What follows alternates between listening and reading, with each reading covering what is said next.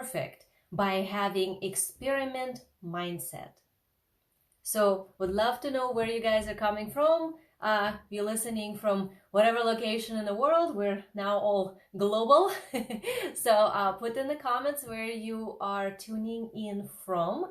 And if you're watching this on a replay, make sure you put hashtag replay so that I know that you are here and watching this. All right, so today we're going to talk about the mindset of experimenting and how that can help you step into the action even when you don't quite feel perfect. All right, so we know that we all desire something that is perfect. And life is not such. Life is not perfect. So we're always going to run into some scenarios when whatever it is we're doing is not perfect. I know that you are a successful person. That means as a business owner, you already achieved a lot of things. You're obviously able to show up in your life with certain level of expertise and excitement and positioning yourself as knowing what you're talking about and confidence and all that. But that does not happen all the time. And when it does not happen, that's where we tend to have all these issues come up about there's something wrong. This is somehow, a problem. So let's see. How do you know that you have this specific fear of imperfection issue happening, right? You would experience specific energy misalignments. For example, you might have a fear that you will not be liked unless you show up perfect, which then might stop you from showing up at all.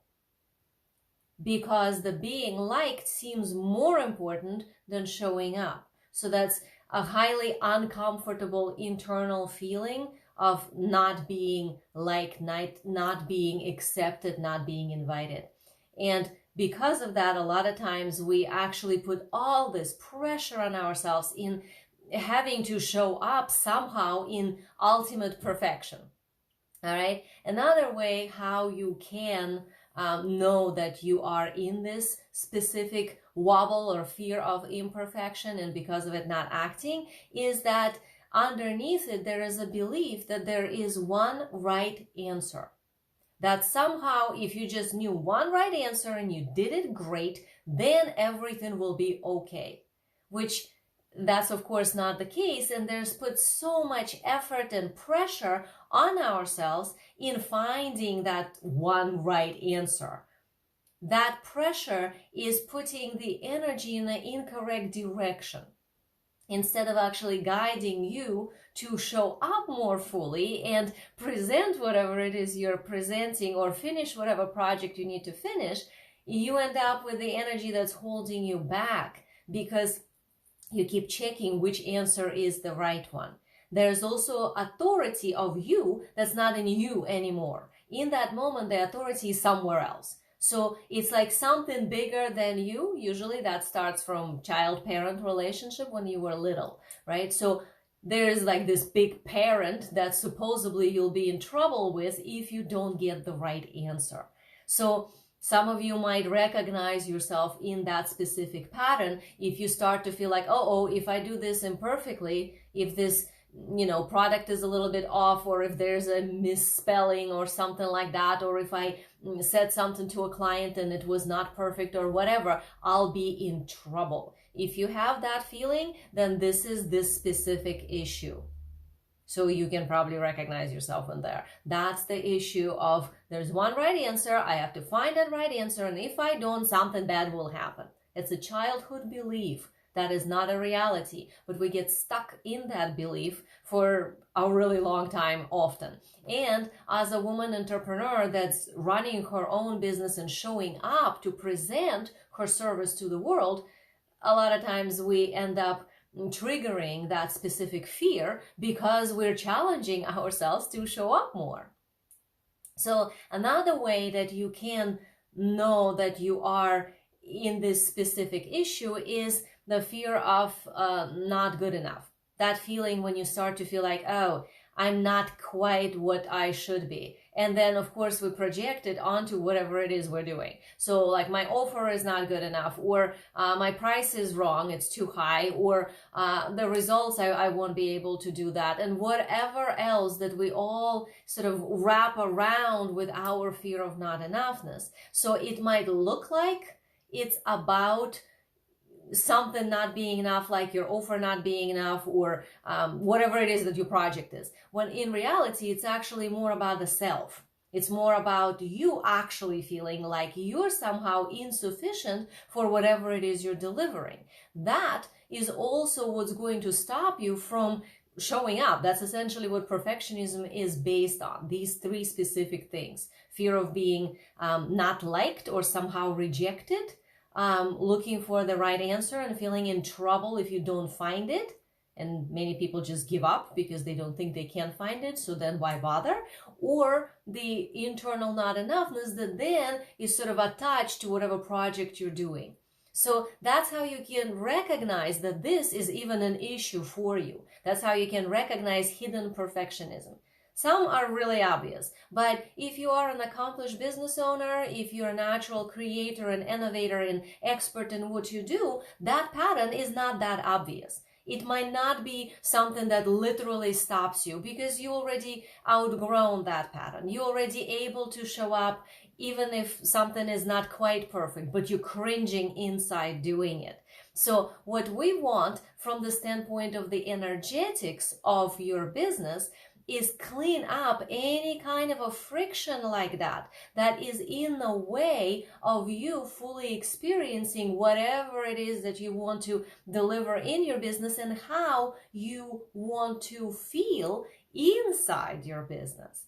Because we didn't start our businesses so we feel all stressed and challenged at every turn when we have to show up because we're afraid that we might not be perfect.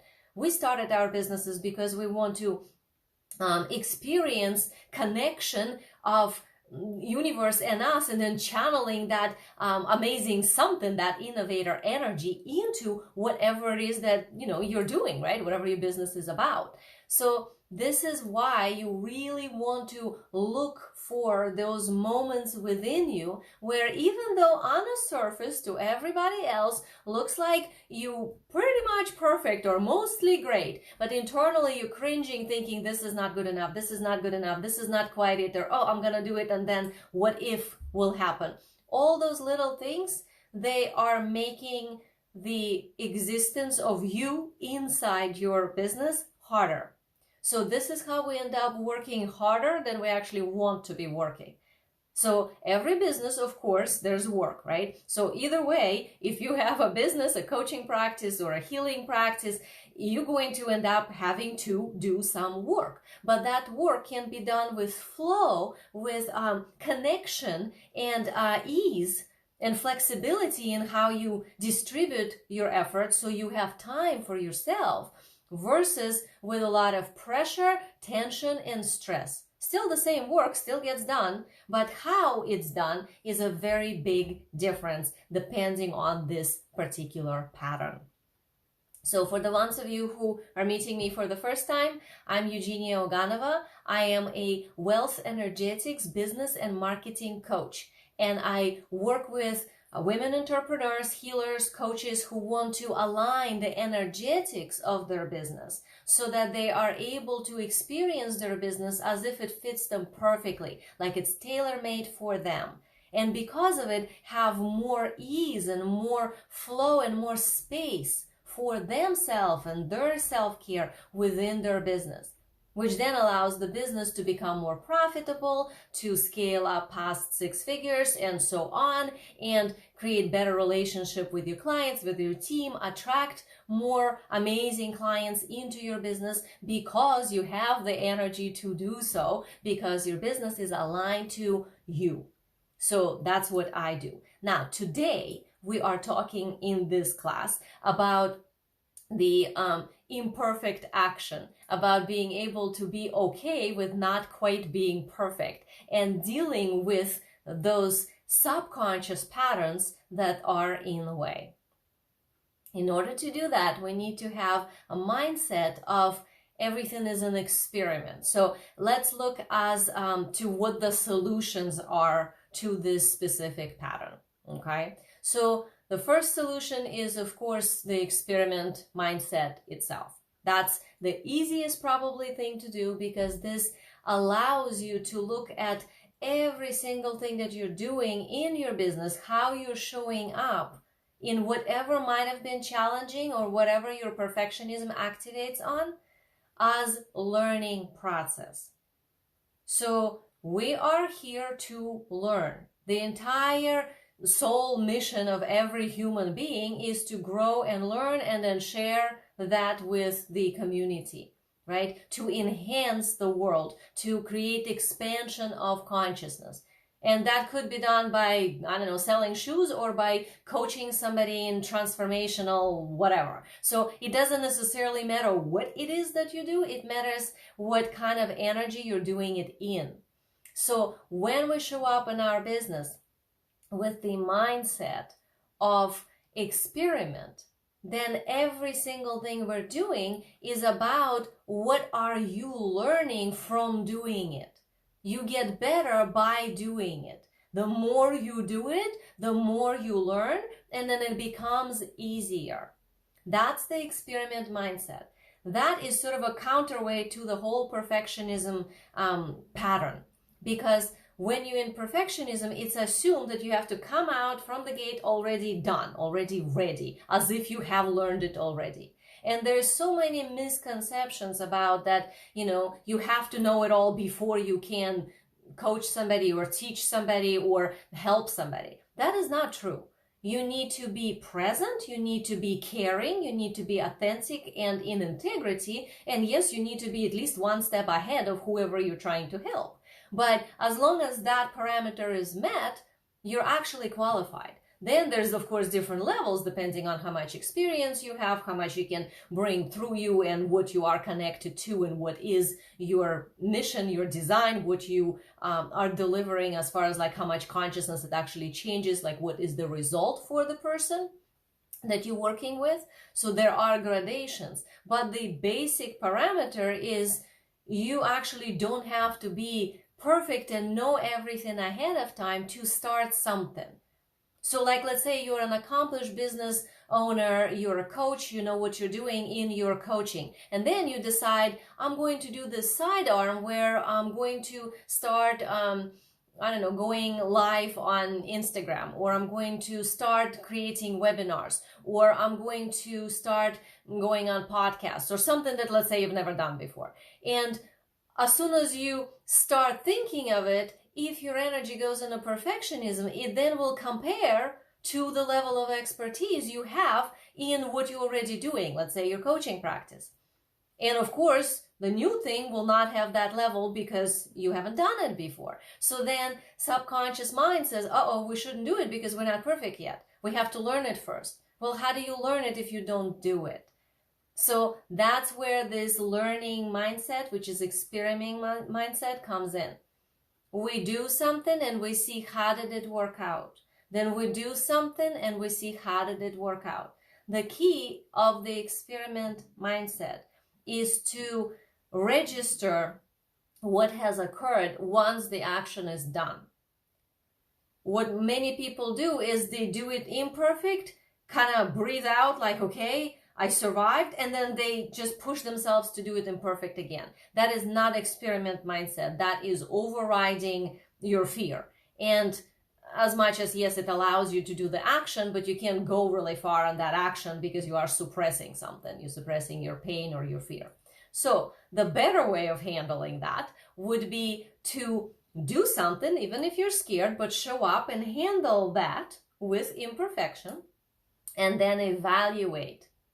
How did I do? What did I do amazingly? What do I want to do more of? What do I want to do less of? What didn't quite work out? And what result did I get? Did it match approximately what I was hoping for? If not, in which way? And so on. So you want to evaluate without judgment. This is not about did I do good or did I do bad? There is no bad. There is just how did I do and what have I learned? So you take all that knowledge from your action, and you utilize it to fuel the next imperfect action. That way, instead of just pushing and pushing and pushing while suppressing all the emotions, you are actually processing as you go, and you upgrading the energetics of yourself. So then with every imperfect action, you are bringing yourself closer and closer to something that would actually match what you desire or how you desire to show up, but without any pressure on you. It would actually feel joyful. You know, like when you're in a way of learning, like when you're taking a class or reading a book or studying something, it's kind of fun, right? You're enjoying that. Most people that I work with, they generally really enjoy studying. They enjoy learning. And when you're a lifetime learner type of a person, that means you're going to end up with this energy internally that says, oh, this is fun. I like this. So you want to do more of that and less of pushing and overriding. That's what experimenting mindset is all about. So this is one of the solutions to this specific dilemma of showing up imperfectly. Like, how do you deal with imperfection? Okay. Another thing is to remember that there is no one right answer. Just does not exist. There is your answer. Not right and wrong. Yours and someone else's. Okay? Your job is not to find the right answer. It's to be the most you inside the situation. The more you are in how you shown up to whatever this thing that was challenging and you were feeling imperfect about, the best experiment you would set up for yourself, the best experience you will end up having. So you would need to shift your inner thinking, the mindset, but also kind of like your goal energetically, not to shoot for where is the right answer, but to go inwards. What is my answer? Not what she said or he said or they wrote about or whatever. This is great. I'm going to take it all under advisement. But what is my way to do this? What is this unique way how I can customize that advice or that information for myself and then do it my way? That is another amazingly easy way really to deal with the fear of being imperfect, and then, action feels really hard. This way, action will feel really fun. It actually activates joy in us because we are meant to enhance who we are. We are meant to experiment with ourselves and enlighten who we are through the process of our actions. And doesn't matter what the action is. Could be writing a post, could be creating a new program or making a phone call or a sales conversation, whatever it is in your business. If you look for how can I be the most me in this, instead of what's the right answer or how to do it right, you will free yourself from this fear of perfectionism. Okay, and the third thing is value placement. Instead of thinking of the value is on how well I do, like the presentation, the value is actually on you. So that's a really good switch in there. Like, your value is not how well you did. Your value is based more on you're the soul of the universe. You're a conscious person. You are doing your best. You're here with the best intentions. You're helping your clients. You're doing whatever you're doing for the purpose of enhancing consciousness, enhancing life, right? I assume you're not doing something to manipulate somebody, right? So in general, when we show up, we all have good intentions. We are people of integrity. And as an integrous coach or a healer or whatever it is that is your profession that you're choosing within your business, right? Whatever, how you see yourself as an expert, your value is based on that alignment, not how well you did according to something external. So taking the value out of this external, like, how did I do? Did people click on my post? Did my video work out? Did this offer sell or didn't sell? Those are things to experiment with so that you learn from, but those are not the things that determine your value. Your value as a human being remains the same. That's why this whole idea of like charging what you're worth is a little bit off. because what people mean is really charging what your service is worth. And it's important to remember that that's what you're really doing. It's not about charging what you're worth. Your worth is infinite.